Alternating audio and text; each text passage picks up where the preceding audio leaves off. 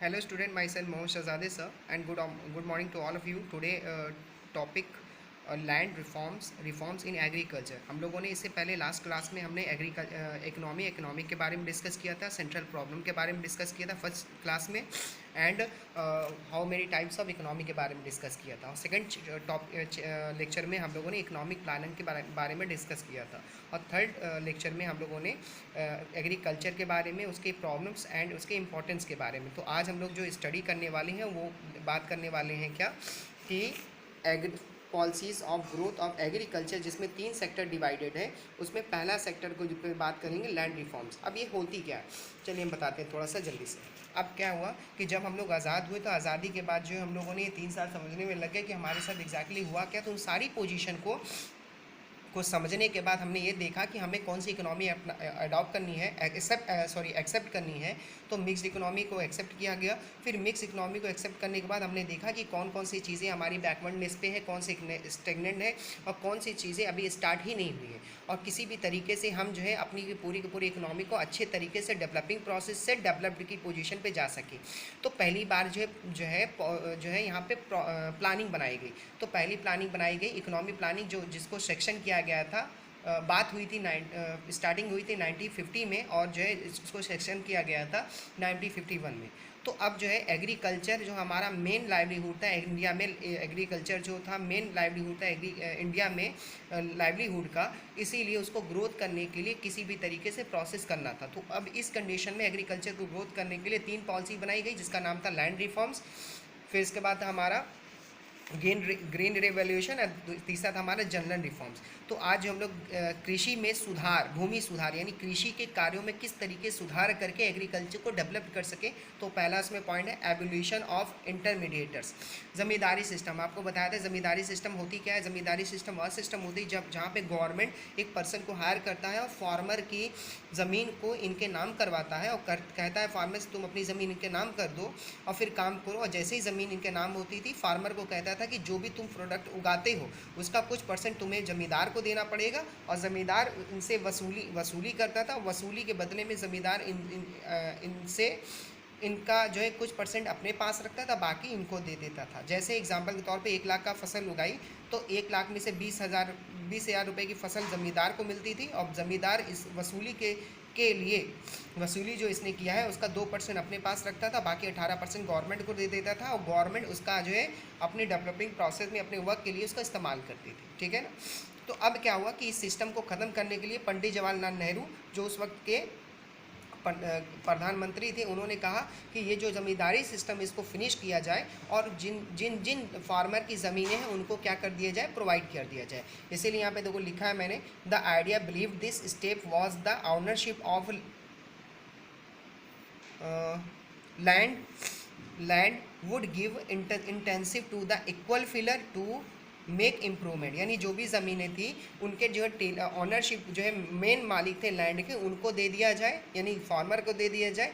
और जो है उसको उस पर अच्छे तरीके से वो उस पर क्या कर सके, काम कर सके। यानी जो मालिकाना था फार्मर का, उनको दे दिया जाए और ज़मींदारी सिस्टम को क्या कर दिया जाए, ख़त्म कर दिया जाए।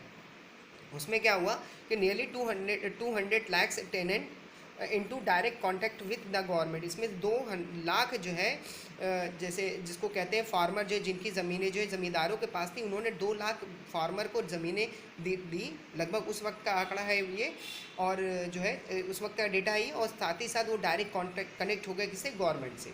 फिर इसके बाद the ownership right granted to the tenant give then the intensive to increase output and growth in agriculture. और ये इनका एक ही मकसद था इनको देने का, कि किसी भी तरीके से एग्रीकल्चर को क्या कर सके, ग्रोथ कर सके। क्योंकि जब इनकी ज़मीन खुद इनके पास रहेगी तो काम करने में इनका मन लगेगा, और काम करने में मन लगेगा तो एग्रीकल्चर काम अच्छा होगा, एग्रीकल्चर अच्छा होगा तो रॉ मटेरियल बढ़िया निकलेगा। और रॉ मटेरियल जब निकलेगा तो मार्केट में बेचा जाएगा, जिससे जीडीपी बढ़ेगी, उसके बाद नेशनल इनकम बढ़ेगी। जो नेशनल इनकम बढ़ेगी तो इंडिया जो हमारी और स्ट्रॉन्ग पोजीशन पे आती जाएगी।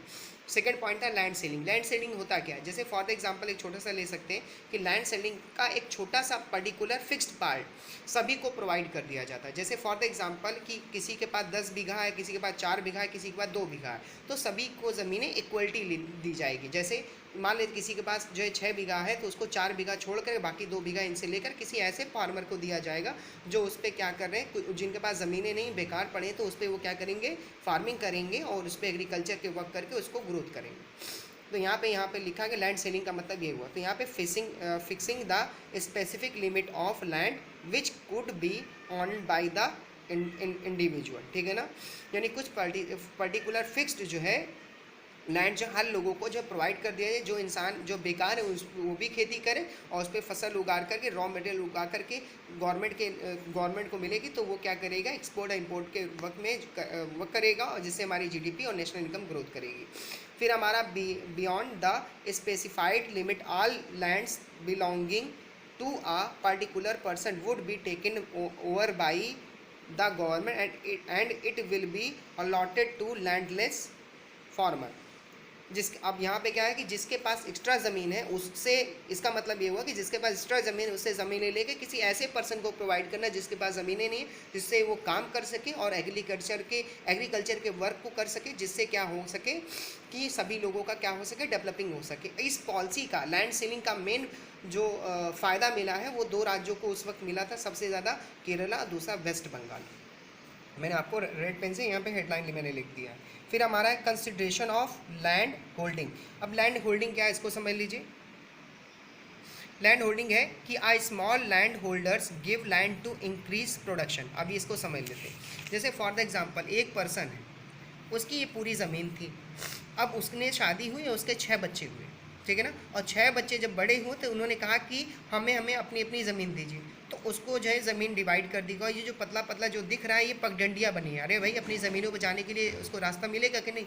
अब जो ज़मीन पूरी थी जिस पे फार्मिंग होती थी, अब ये इतनी ज़मीन मिल गई तो यहाँ पे ट्रैक्टर चल सकता है, यहाँ पे जो है खेती हो सकती है, यहाँ पे बैल आ सकते हैं, नहीं आ सकते, यहाँ पे कर सकते हैं फार्मिंग, नहीं कर सकते। तो जो जिस ज़मीन पर प्रोडक्शन उगता था एक जो है पूरे होल जो पूरा का पूरा इकट्ठा होने पर 6 पार्ट में डिवाइड होने पर उसमें क्या किया गया, 6 पार्ट में डिवाइड करने पे इस पर किसी भी तरीके का प्रोडक्शन नहीं हुआ। तो गवर्नमेंट ने देखा कि इस तरीके से कितनी ज़मीनें बेकार पड़ी हैं, पहले उसको देखा जाए। तो जितनी ज़मीनें बेकार पड़ी हैं उन्होंने उनसे कहा कि तुम सब लोग मिलकर के इस ज़मीन पर काम करो, ये जो पगडंडी और जो डिवाइड किया उसको ख़त्म करो, पूरे पे फसल उगाओ, जितना फसल उगेगा उसका जो है सब लोगों को पर्टिकुलर डिवाइड हो जाएगी। जैसे मान लीजिए 6 कुंटल अगर गेहूँ उगाया गया पूरी ज़मीन पे तो 1 कुंटल सबको मिलेगा। तो गवर्नमेंट ने कंसिडरेशन ऑफ लैंड होल्डिंग को ख़त्म किया। फिर है ऑपरेटिव और जॉइंट फार्मिंग। अब क्या हुआ कि it means group farming which held in reducing per unit cost of raw material purchase and gave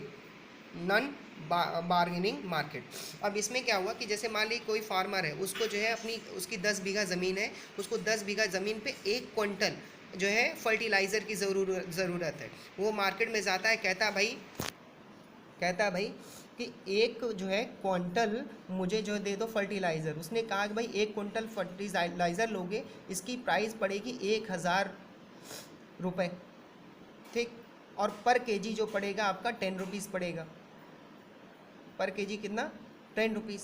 उसने कहा अरे भाई बहुत महंगा है। अब इस वजह से जो है जब ज़्यादा महंगा होने की वजह से जो जिनके पास 1 कुंटल एक जो है ज़मीन थी जिस पे 1 कुंटल जो है उसका फर्टिलाइज़र का यूज़ होना था, वो महंगाई की वजह से वो उसने क्या किया कि मेरे पास खाने के पैसे नहीं तो मैं कहाँ से ये लेके आऊँगा। तो उन्होंने जो है पैसे ना होने की वजह से फर्टिलाइज़र नहीं लिया और जिसकी वजह से जो एग्रीकल्चर वर्क नहीं होगा और वो पूरा का पूरा ज़मीन बेकार हो गई। और तब गवर्नमेंट ने कहा कि जिन जिन लोगों के पास ज़मीनें हैं, जैसे मान लें 10 लोगों के पास ज़मीनें हैं और सभी लोगों को 1 क्विंटल जो है फर्टिलाइज़र की ज़रूरत है, तो हो गई कितने, 10 क्विंटल। और जब मार्केट में जाते हैं, कहते हैं किसी पर्सन से कि भाई साहब मुझे जो है ना 10 क्विंटल जो है, मुझे 1 क्विंटल नहीं चाहिए, अब कितने चाहिए, 10 क्विंटल, क्योंकि 10 लोग हो गए ना, 10 क्विंटल चाहिए, यानी 10 फार्मर मिल गए। अब बताओ कितना रेट लगेगा। तो उन्होंने कहा कि जो कि तुम अब ले रहे हो तुम जो है 10 कुंटल, अब हर कुंटल की जो प्राइस मैं सेट करूँगा आपके लिए वो 6 रुपये होगी। और 10 कुंटल आप लोगे, इसका मतलब आपको सिर्फ देना पड़ेगा कितना, 6000 रुपये। अब समझ रहे हो, यानी जो प्राइस पड़ने वाली थी 10 रुपये ₹10, अब वो पड़ेगी कितनी, ₹6। तो ₹4 कम हुआ ना। तो इस कंडीशन में जब उसकी कॉस्ट कम आने लगी पर यूनिट जो है, तब लोगों ने मिल करके जो है क्या करना चालू किया, फार्मिंग चालू किया और सभी लोगों ने अच्छे तरीके से प्रोडक्शन हुआ। तो एक ये भी तरीका था एग्रीकल्चर को आगे बढ़ाने का।